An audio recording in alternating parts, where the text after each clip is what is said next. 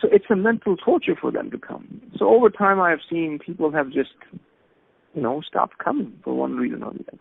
I guess dignity is important to them. We don't have that luxury.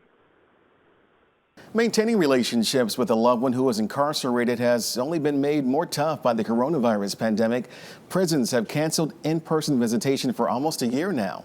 We're now joined by Shaheen Pasha, co-founder of the Prison Journalism Project, and Ivy Hilton, whose son Richard is incarcerated at the Georgia State Prison. Thank you both for being here with us. Shaheen, your best friend Tariq going to prison was actually the origin story for the Prison Journalism Project.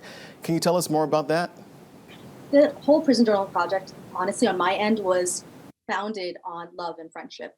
I've been a journalist for 20 years and I actually covered, law and courts, but it wasn't actually until my best friend, who I grew up with, wound up being incarcerated for 127 years in New Jersey, that it just really changed everything for me. And I think,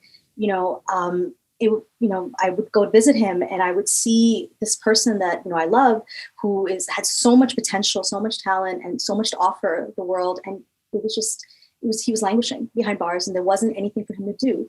And I think it just really stuck with me that this is something that needs to change and needs to be fixed. And it always haunted me. And over the years, I always thought, how can I make it so that people like him and him can actually connect once again with the world and actually tell their stories and share their experiences. And that's really where the Prison Journalism Project came out of. Yeah, Ivy, in Richard's story, he talks about the difficulty with how his loved ones see him after he entered prison. Did you start to see him in a new light?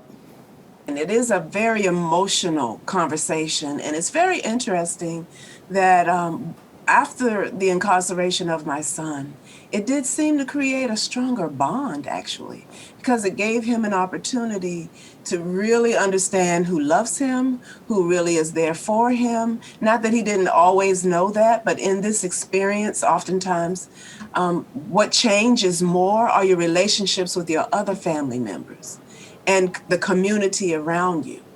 People don't know what to say, they don't know what to do. I know in my particular case, my sisters found it very challenging. My mother and my father, everybody did. Hello, Mom. Yeah, okay. I just seen the video. That was lovely. Me telling you how Mother's Day I feel. Yeah, I still feel the same way. Mother's Day is for mothers. And, that's your day and my grandmother's day and Cheryl's day, for being a mother to me.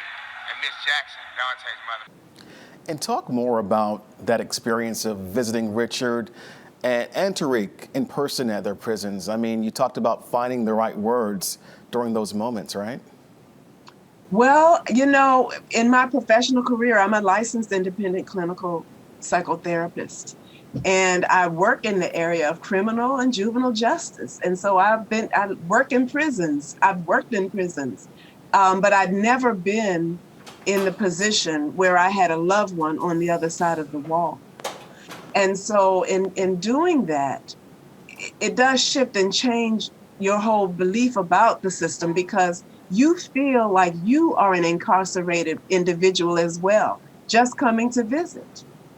And when you go, you get not stripped, but you get patted down. They look inside of everything that you have. Down there in Georgia, sometimes it would get very cold, but you can't take a coat. So you have to stand in line and you're freezing, waiting to get inside. And when you get inside, if there's nowhere to put a coat or a jacket or whatever you might have on, you have to keep it on.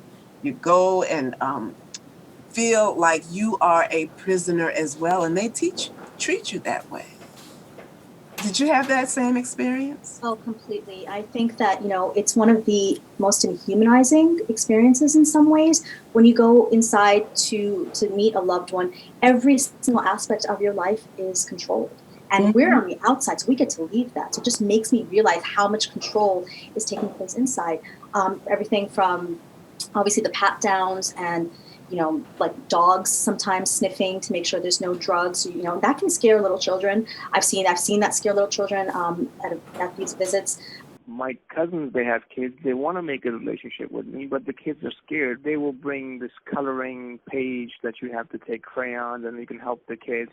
For a moment or two, the kids think like this is something normal somehow. And an officer comes in, well, the kid is on your lap too long, put him on the side. How do you tell a 2-year-old to get off your lap and it's just too long, or it's just, what did he put in his pocket? It's a crayon. And you know you're looking at this clock constantly, and that's where the tide is coming, that you know within a few minutes they're going to announce the visits are over, separate immediately, give your one kiss or your one hug. When you don't have a contact visit, you just actually be able to see them, it's very surreal to see someone that, you hung out with, that you spent time with, and they're divided by this plexiglass, right? This dirty plexiglass. And it really just kind of makes that division in your life even more profound. And then when you do have a contact visit, every aspect of that is monitored. I mean, how far you sit, can you hug them? Can you is your hug too long? Is what you're wearing going to be a problem? My father, he has, disabilities that he had multiple strokes. When he comes into that waiting room, there's no way he can leave if he gets any type of pain, which he gets often. He can't sit on a hard seat. But there's no mechanisms for them to cancel the visit and let him out. So he has to suffer through that whole thing if he wants to see his son. And you both talked about those difficulties and those barriers. And now added to the mix, we have the coronavirus pandemic now. How has that just impacted everything right now? Well, I haven't seen my son now for a year. It was last January that I saw him. So it's a direct impact. It's a lot of a mental toll happening at once. People inside, how close you can even get. Can you shake someone's hand, with somebody inside? These are all things that really make it more difficult because there's no way to be secure, to be masked safely and socially distanced inside prison. So what that results in is a lot more isolation because you can't have even any sort of semblance of movement where you're not kind of worried that it's going to make someone sick or you're going to get sick or, the guard's going to put a stop to it. So it's been very, very challenging, not only for Dodick and Richard, but for all of our writers that have written in. I mean, the stories we hear are absolutely heartbreaking. My particular efforts to make connections with people, it's been devastating. I was a very social person outside. In here, it's kind of hard because, when people kind of prioritize you out of their life for one reason or the other, it kind of makes you feel, alone in perpetuity. Tariq and Richard have both written pieces for the Prison Journalism Project. How do you both feel seeing their voices amplified to the world? Well, for me, I am just really elated that my son has reached a place in his life where he understands what his sole purpose is. Not once has he asked me to get him out, and we won't go into the details of all of that, but he has accepted a certain level of responsibility, and he has embraced his sole purpose, which is expressing through writing, through the world, and through spoken word. And this is something that he has always wanted to do, but never really focused on it until he found his way into the Georgia prison system.